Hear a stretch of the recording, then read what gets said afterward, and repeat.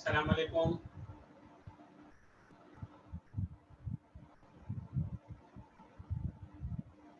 जी जनाब, कैसे मिजाज हैं प्यारे बच्चों?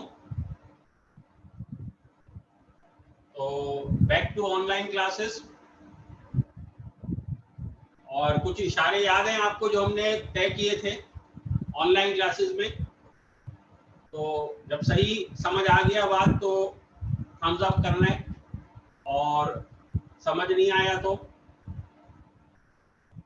हाँ सर पकड़ना है, और अगर आवाज नहीं आ रही तो कान पकड़ने हैं। ठीक है, तो इशारों से पता चल जाएगा कि क्या बात हो रही है। दूसरी बात ये कि क्लास में मैंने याद दिलाया था, दोबारा याद दिला दूं कि कैमरा ऑन होता है तो पढ़ाने वाले को भी समझ आ रहा होता है कि आपको कितना समझ आ रहा है। तो कोशिश कीजिए कि ज़्यादातर स्टूडेंट्स के कैमरा ऑन हो, कोई मजबूरी हो तो और बात है, और जैसे ही भी आपकी शक्ल है हम बर्दाश्त कर लेंगे, कोई मसला नहीं है। तो कोविड का ज़माना है ऑनलाइन का, तो मेकअप ना भी हो तो भी चलेगा, और बाल बड़े हुए हो तो भी चलेगा, लेकिन शक्ल नजर आनी चाहिए।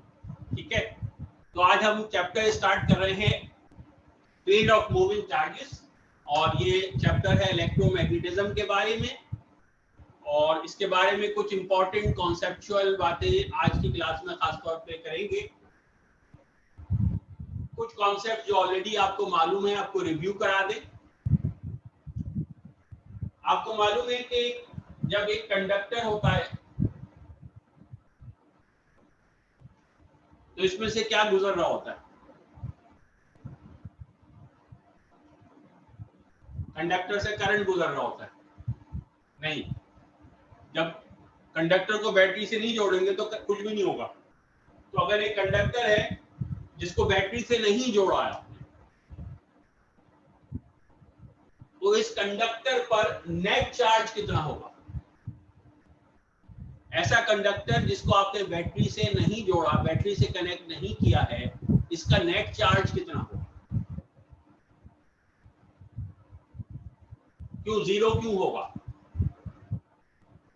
इसके अंदर प्रोटॉन्स होते हैं,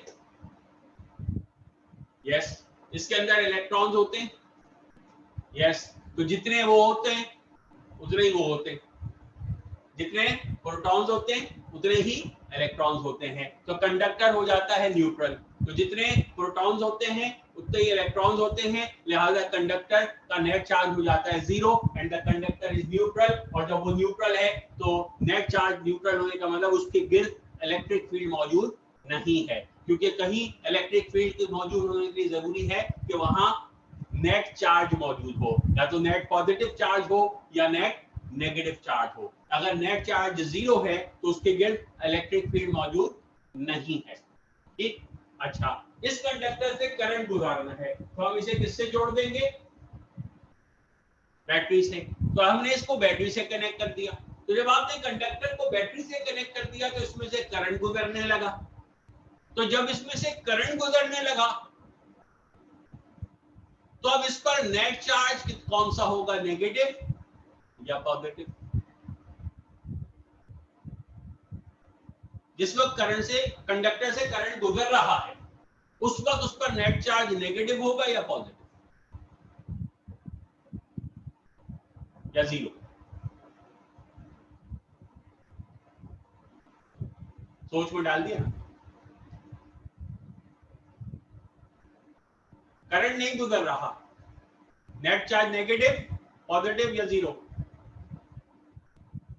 जीरो। करंट गुजर रहा है, नेट चार्ज नेगेटिव या पॉजिटिव या जीरो? जी, बहुत से लोग सोच रहे हैं नेगेटिव हो सकता है। तो जब करंट गुजर रहा होता है उस वक्त क्या होता है? जब करंट गुजर रहा होता है उस वक्त एक डायरेक्टेड फ्लो ऑफ चार्जेस होता है, और वो डायरेक्टेड फ्लो ऑफ चार्जेस की वजह से इधर से इलेक्ट्रॉन टपक रहे हैं, कंडक्टर से निकल रहे हैं, और इधर से इलेक्ट्रॉन खुदक खुदक कर कंडक्टर में आ रहे हैं। तो जितने इलेक्ट्रॉन कंडक्टर से जा रहे होते हैं उतने ही इलेक्ट्रॉन कंडक्टर में आ रहे होते हैं। तो कंडक्टर पर नंबर ऑफ इलेक्ट्रॉन्स चेंज नहीं होते और नंबर ऑफ प्रोटॉन्स चेंज नहीं होते, तो नेट चार्ज रिमेन्स जीरो। तो करंट हो या ना हो, एक कंडक्टर में करंट हो या ना हो, उस पर नेट चार्ज 0 होता है। आया ख्याल शरीफ में? तो बाज लोगों को ये कंफ्यूजन होती है या गलतफहमी होती है कि जिस वक्त करंट गुजर रहा है उस वक्त नेट चार्ज नेगेटिव होगा, इलेक्ट्रॉन्स एक्स्ट्रा हो जाएंगे। नहीं, जितने इलेक्ट्रॉन्स एग्जिट करते हैं उतने ही एंटर होते हैं, लिहाजा still the net charge is 0। So when a current is passing through a conductor, the net charge on the conductor is 0। यानी कंडक्टर खुद उस पे कोई चार्ज नहीं है, यानी conductor is not producing any electric field. अगर नेट चार्ज 0 है, ना पॉजिटिव चार्ज है ना नेगेटिव चार्ज है, तो उसके अराउंड, उस कंडक्टर के अराउंड कोई इलेक्ट्रिक फील्ड मौजूद नहीं है। ठीक, that's first concept. Second concept, fields कितने किस्म की होती हैं?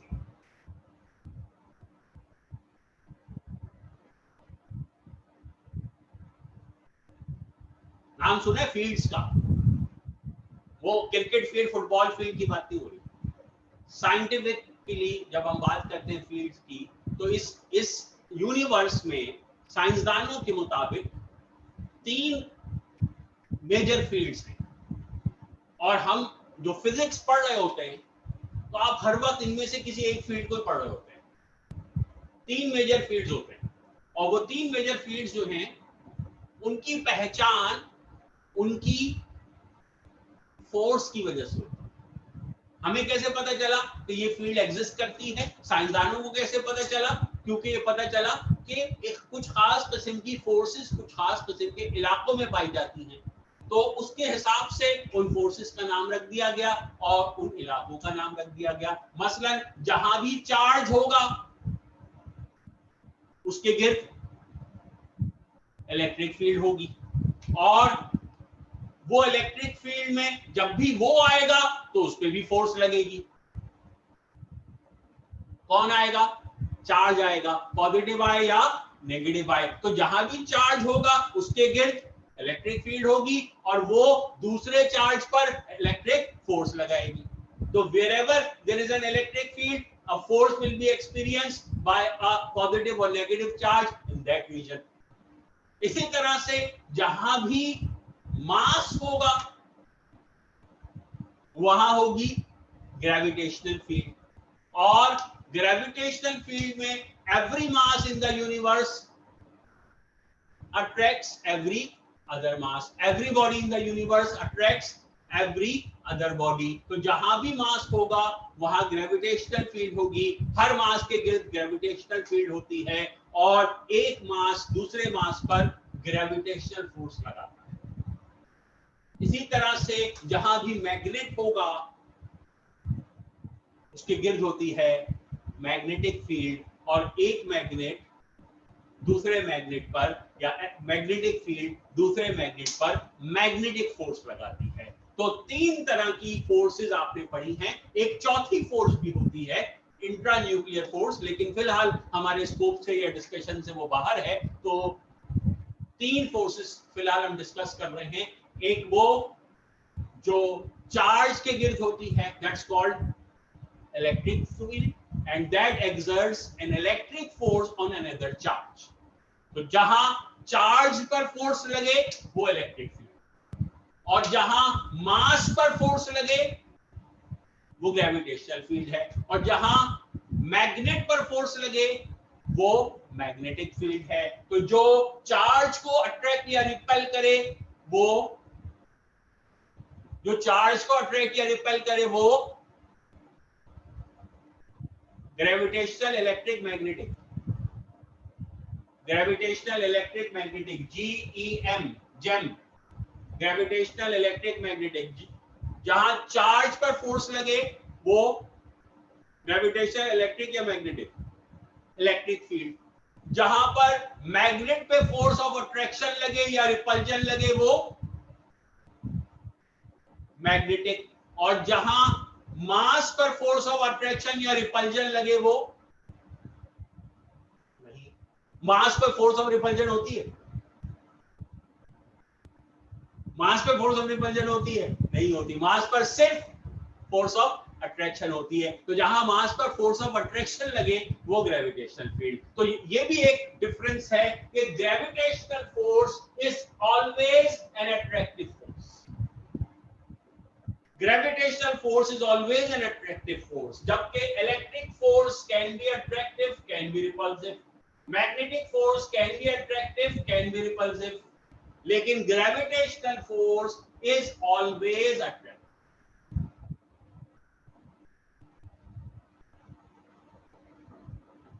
ठीक?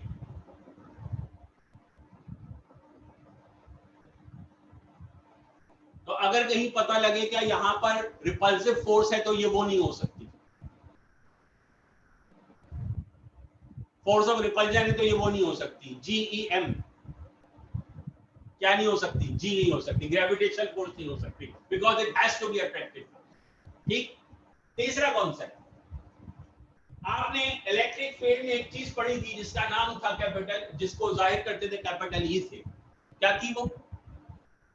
Electric intensity, the strength of electric field, and the strength of electric field is shown by drawing some lines which are called electric lines of force. तो electric field को दिखाने के लिए हम बनाते हैं, इलेक्ट्रिक इंटेंसिटी को दिखाने के लिए हम बनाते हैं इलेक्ट्रिक लाइंस ऑफ फोर्स, और इलेक्ट्रिक फील्ड की स्ट्रेंथ को हम इलेक्ट्रिक इंटेंसिटी कहते हैं, कैपिटल ई से जाहिर करते हैं। और कैपिटल ई की आपने एक इक्वेशन पढ़ी थी F/Q, और कैपिटल ई की आपने एक इक्वेशन पढ़ी थी KQ/R², और कैपिटल ई की एक और इक्वेशन आपने पढ़ी थी flux upon area,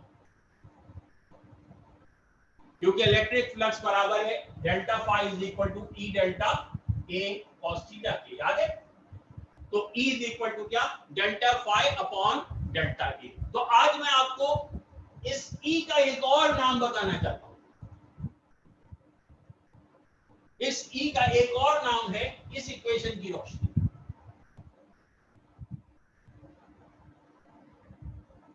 anything divided by size या area is called, anything divided by size या area या length या volume is called density. Excellent. तो flux divided by area should be called, charge divided by area is called charge density, weight divided by area is called weight density, mass divided by volume is called mass density. Similarly, flux divided by area is called flux density. तो electric intensity या capital E को flux density भी कहा जाता है because of this equation. And what is capital E? The strength of electric field. How do we represent electric field? How do we represent electric intensity? By drawing क्या? Electric lines of force. सही?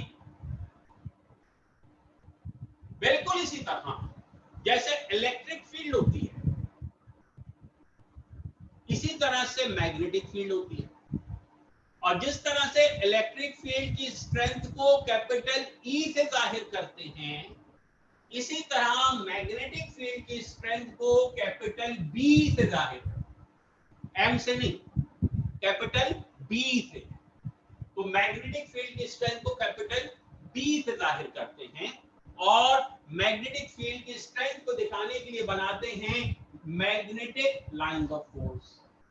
तो जैसे electric field की strength को दिखाने के लिए बनाते हैं इलेक्ट्रिक लाइंस ऑफ फोर्स, वैसे मैग्नेटिक फील्ड की स्ट्रेंथ को दिखाने के लिए बनाते हैं मैग्नेटिक लाइंस ऑफ फोर्स। और मैग्नेटिक फील्ड की स्ट्रेंथ को किससे जाहिर करते हैं? कैपिटल बी से।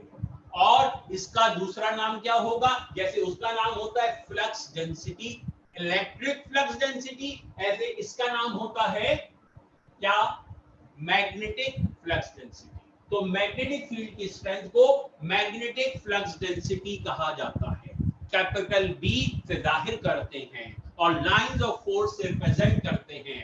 तो capital B is what? The strength of magnetic field. Magnetic field कितनी स्ट्रांग है वो बी से पता चलेगा। The greater the value of B, the stronger the magnetic field, the greater the value of B, the closer the magnetic lines of force, the greater the value of B, that means the higher the magnetic flux density, the stronger the field.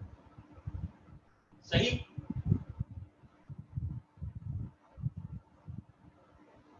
चौथी बात ये समझानी थी कि अगर कहीं लिखा हो ए बी कॉस थीटा तो इसका क्या मतलब होता है?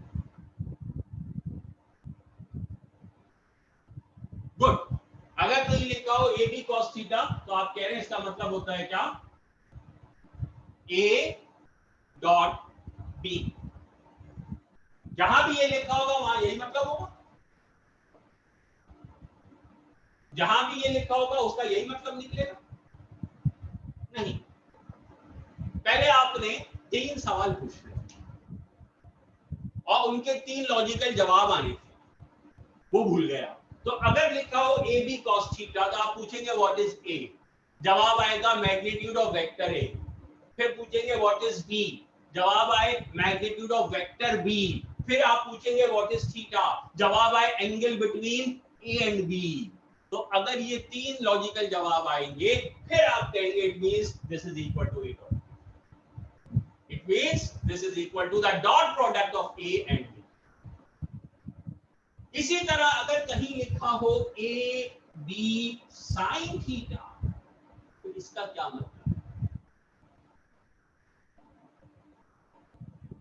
जी, फॉरेन क्रॉस नहीं लगा देंगे, पहले 3 सवाल पूछेंगे और उनके 3 लॉजिकल जवाब आने चाहिए। पहला सवाल व्हाट इज ए, जवाब आना चाहिए मैग्नीट्यूड ऑफ वेक्टर ए। दूसरा सवाल व्हाट इज बी, जवाब आना चाहिए मैग्नीट्यूड ऑफ वेक्टर बी। तीसरा सवाल व्हाट इज थीटा, जवाब आना चाहिए angle between A and B. तो अगर ये 3 जवाब आए तो अब इसका मतलब ये है कि yes you are talking about a cross product and yes this is the magnitude of cross product of A. तो आपको मालूम है कि जब दो वेक्टर्स को आपस में मल्टीप्लाई करते हैं, जब दो वेक्टर्स को आपस में मल्टीप्लाई करते हैं तो उनका आंसर हमेशा वेक्टर बनता है। एग्रीड? पता है ना ये बात? जब दो वेक्टर्स को आपस में मल्टीप्लाई करते हैं so the product is always a vector quantity. You know this? जिनको पता है वो कहे yes, yes, this is no. हाँ, जब दो वेक्टर्स को आपस में मल्टीप्लाई करते हैं तो उनका प्रोडक्ट हमेशा एक वेक्टर होता है। Yes, you know this? Yes और no? Good. It's not yes. जब दो वेक्टर्स को आपस में मल्टीप्लाई करते हैं तो उनका प्रोडक्ट वेक्टर भी हो सकता है, स्केलर भी हो सकता है। अगर वो स्केलर है तो उसी को तो डॉट प्रोडक्ट कहते हैं। When you multiply two vectors and you get a scalar, that's called a dot product or a scalar product. When you multiply two vectors and the answer is a vector, then you get a cross product or a vector product. So this AB cos theta is the magnitude of a dot product, and this AB sin theta is the magnitude of a dot product, a cross product or a vector product. तो ये vector product का magnitude represent हो रहा है। ठीक, तो जब दो वेक्टर्स को आपस में मल्टीप्लाई करते हैं तो उनका आंसर वेक्टर होना जरूरी नहीं है, उनका आंसर स्केलर भी हो सकता है। जब फोर्स को डिस्प्लेसमेंट से मल्टीप्लाई करते हैं तो आंसर आता है work, work is a scalar quantity.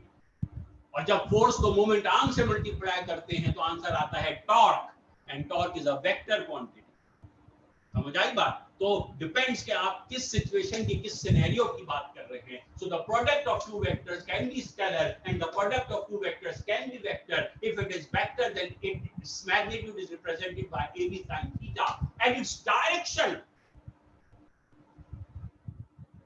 is the same as the direction of vector A or of B.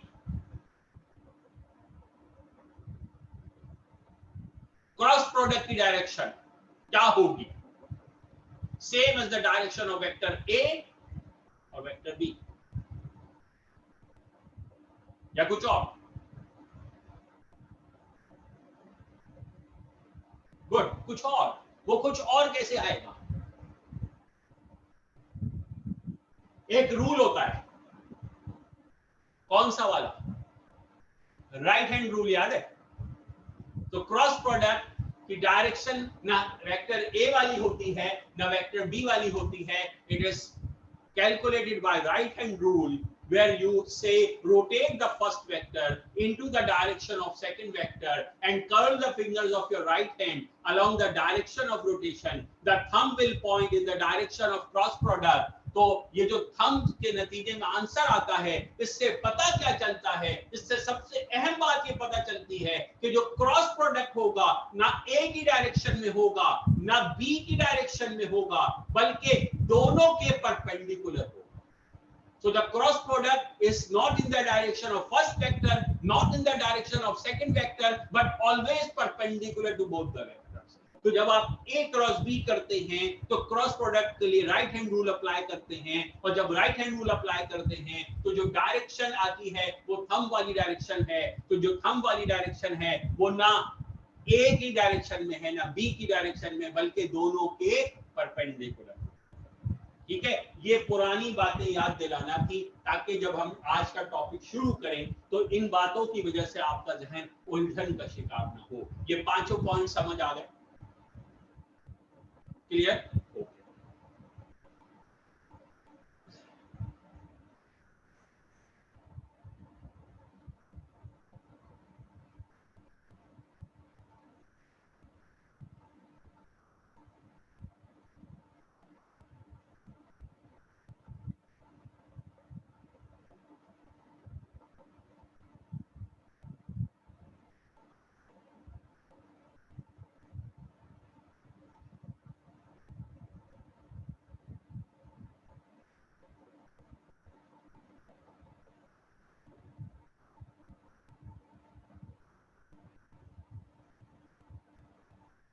तो हुआ ये कि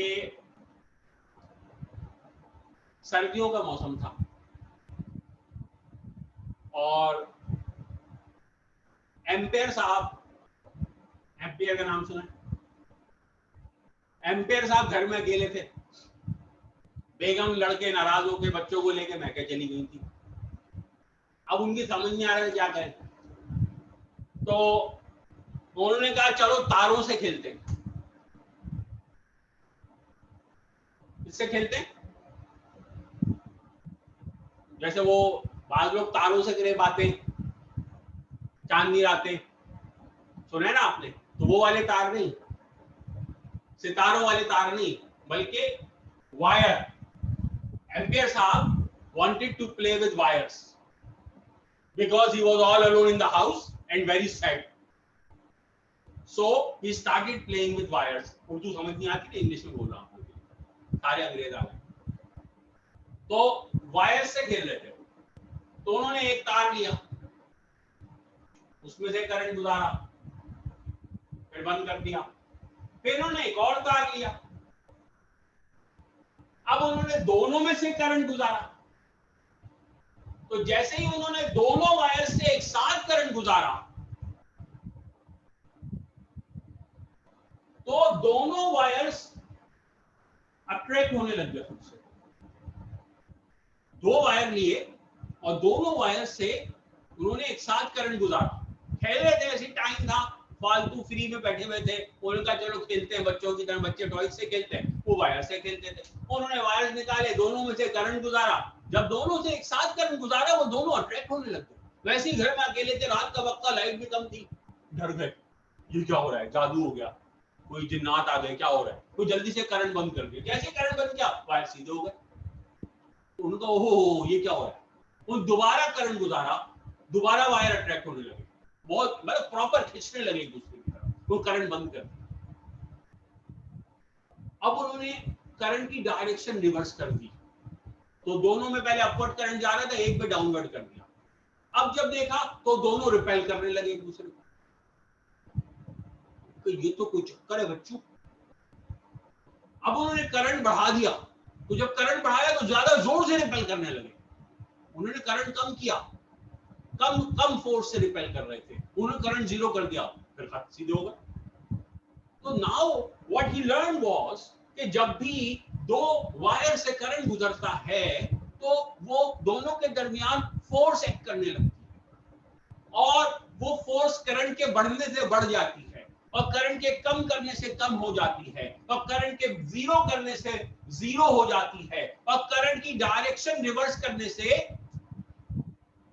फोर्स की डायरेक्शन रिवर्स हो जाती है। तो जब दोनों करंट सेम डायरेक्शन में हैं तो फोर्स ऑफ अट्रैक्शन है और जब दोनों करंट अपोजिट डायरेक्शन में हैं तो फोर्स ऑफ रिपल्शन है। तो ये चार खास बातें उन्होंने उस दिन तन्हाई में गम की हालत में डिस्कवर की कि जब दो वायर हों और दोनों में से करंट गुजारे तो वो अट्रैक्ट होने लगते हैं, अपोजिट डायरेक्शन में करंट गुजारे तो रिपेल होने लगते हैं, करंट बढ़ा दें तो फोर्स बढ़ जाती है, करंट कम कर दे तो फोर्स कम हो जाती है और करंट जीरो कर दे तो फोर्स जीरो हो जाती है। तो उन्होंने कहा ये कौन सी फोर्स है?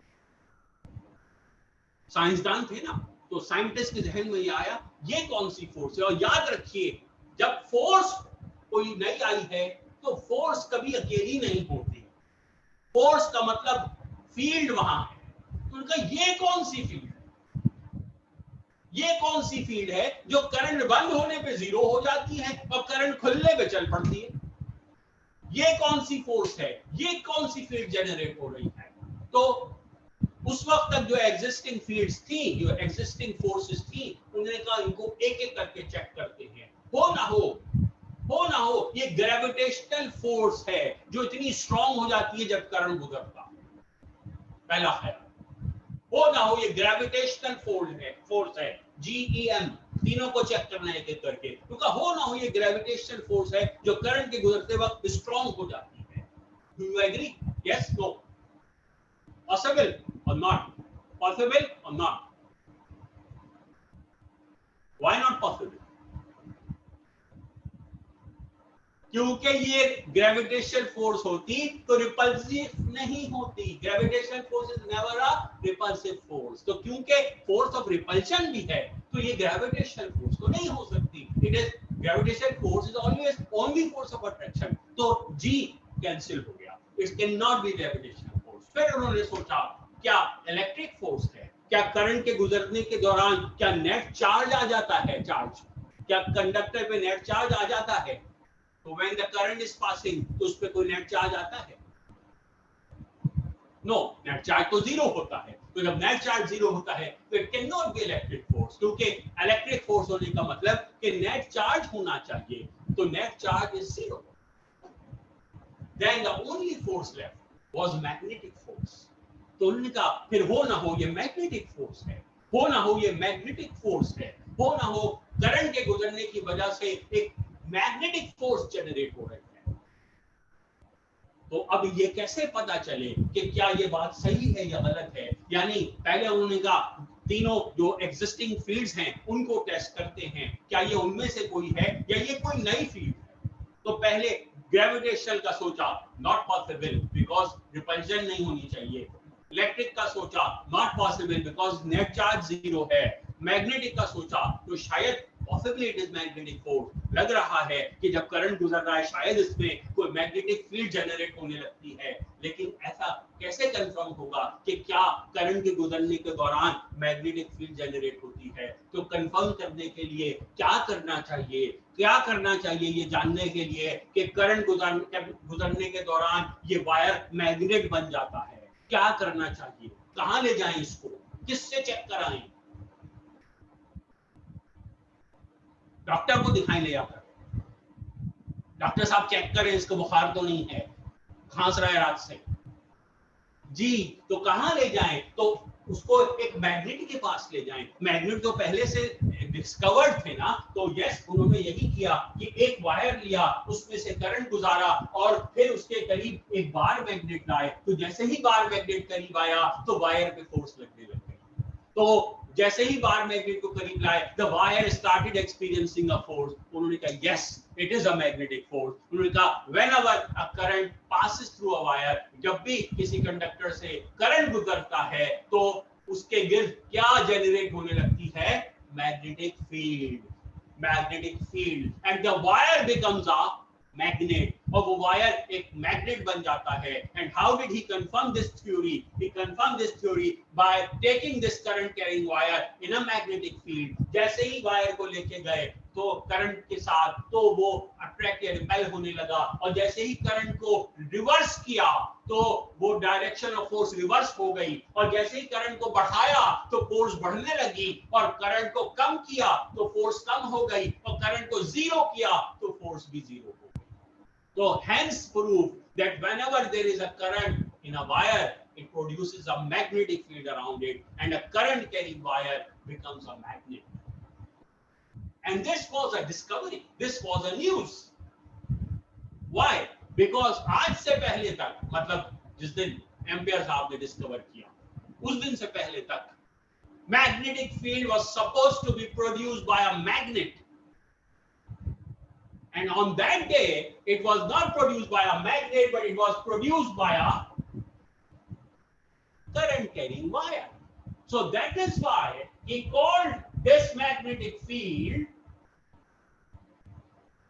जब किसी फील्ड को या जब किसी चीज को एबनॉर्मल प्रोडक्शन की जाए, एबनॉर्मल तरीके से पैदा किया जाए, तो उसके लिए एक लफ्ज सिखाया था मैंने आपको, उसको क्या बोलते हैं?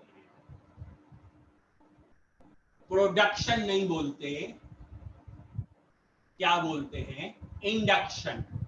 इंडक्शन, तो उसका नाम होता है इंडक्शन। तो उन्होंने भी इस फील्ड का नाम रखा magnetic field of induction.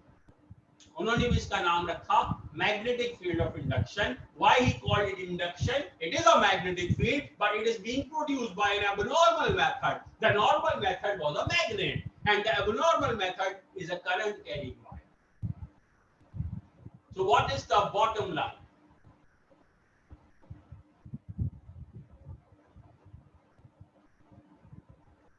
When you have a wire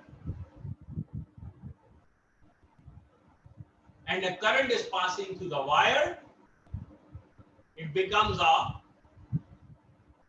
magnet and it produces a magnetic field around it. So a current carrying wire produces a magnetic field around it. ये है summary आज की पूरी class की। A current carrying wire produces a magnetic field around it.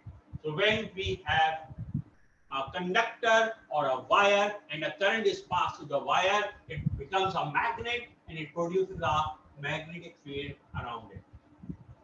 Now the question is, ये जो magnetic field generate हो रही है, ये किसकी वजह से generate हो रही है? Who is generating this magnetic field?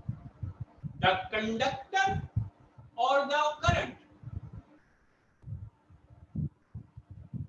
The conductor or the current?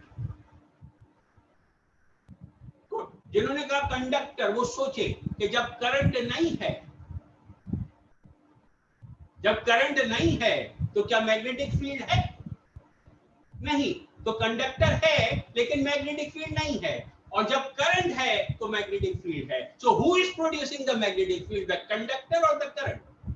Yes, the current is producing the magnetic field. And what produces the current?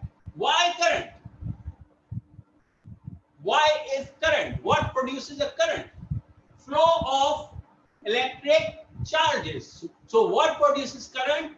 Why is electric current? Flow of electric charges. So the summary is, when charges start moving, when charges start flowing, when charges move, they produce a magnetic field around them and they become a magnet themselves. तो जब भी कोई charge move करता है तो वो magnet बन जाता है और उसके गिर्द मैग्नेटिक फील्ड जनरेट होने लगती है। जब तक चार्ज रेस्ट पर है, अब कंडक्टर की बात नहीं हो रही, कंडक्टर से एक स्टेप आगे चले गए हम। कंडक्टर में करंट कौन, मैग्नेटिक फील्ड कौन जनरेट कर रहा है? कंडक्टर जनरेट कर रहा है या कौन जनरेट कर रहा है? कंडक्टर जनरेट कर रहा है या करंट जनरेट कर रहा है? करंट जनरेट कर रहा है। अगर मैं आपको एक प्लेट दे दूं और उस प्लेट में बहुत सारी गुलाब जामुने हो, क्या हो? गुलाब जामुने, तो आप उसकी तरफ अट्रैक्ट होंगे। तो आप किससे अट्रैक्ट होंगे? प्लेट से या गुलाब जामुन से? गुलाब जामुन से। तो अगर प्लेट हो या ना हो, गुलाब जामुन होनी चाहिए। इसी तरह से कंडक्टर इंपॉर्टेंट नहीं है, करंट इंपॉर्टेंट है, it's the flow of charges, it's the moving charges which are producing the magnetic field. So every moving charge produces a magnetic field around it, and every moving charge is a magnet. Every moving charge produces a magnetic field around it, and every moving charge is a magnet. ठीक? A charge at rest, a charge at rest produces dash magnetic field. Zero. A charge at rest produces zero magnetic field. But a moving charge produces magnetic field around it. A moving charge is a magnet. So when a charge is at rest, it is only a charge. When a charge is at rest, it is only a charge and it produces dash around it. When a charge is at rest, it is only a charge and it produces dash around it. Charge अपने गिर्द क्या produce करता है? Electric field. Every charge in under any condition will produce an electric field around it. So a charge at rest produces an electric field around it.